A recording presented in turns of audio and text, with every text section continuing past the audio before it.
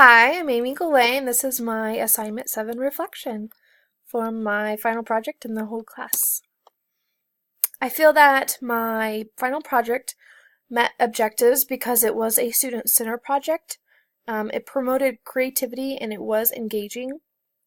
It was centered around Kansas State first grade objectives and standards and something that is important and relevant towards my students and their success in first grade.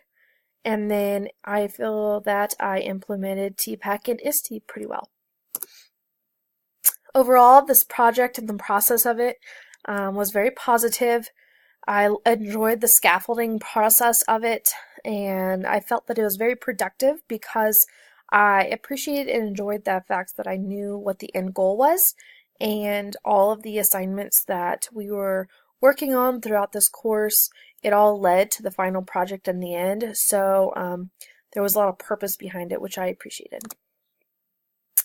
My ISTE standards I felt were very easy and clearly defined. It was very easy to meet the ISTE standards.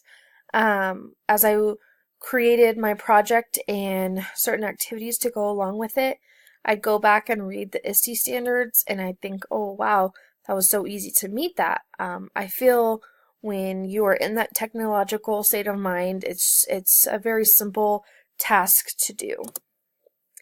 My TPAC intersections, I think were average. Um, the technological knowledge part of it, I feel I met because I have previous technology background with my students. They have one-to-one iPads, so it's something they use daily. We do a lot of creating and tech ed activities and assignments on them, so they are pretty familiar with the technology end of it. The content knowledge of it, they have previous practice with writing beginning, middle, and end. It's a standard that first grade needs to meet by the end of the year, so it's something we've practiced all year long, and we will continue to practice till the end of the year.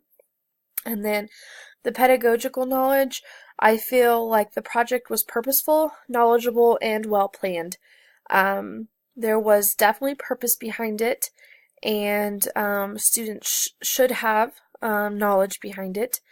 I tried to make the steps for the project very simplistic and step by step.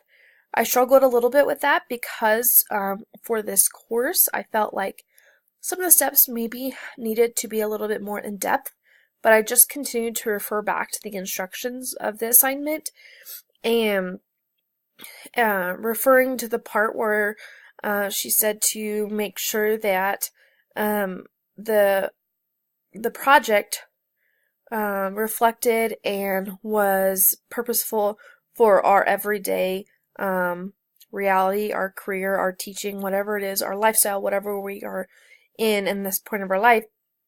And that is relevant for me because first graders need very simplistic, to the point instructions. They cannot handle a lot of extra words or a little extra fluff.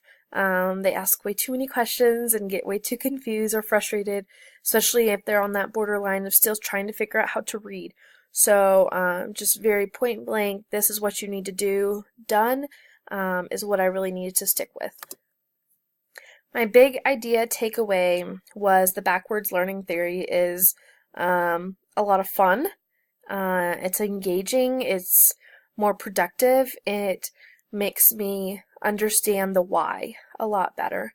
I also learned, or not so much learned, but just kind of reminded myself that creating more in-depth lessons are, it's more engaging for my students, and it's more exciting for me to create those lessons. I feel like sometimes as an educator, we get so wrapped up in what we're supposed to do, and we forget sometimes to remember to put the fun in there. So that this project helped me with that. It reminded me not to be afraid to be creative and to kind of let go of the leash of my students and let my students be their own inventor. So that is my reflection.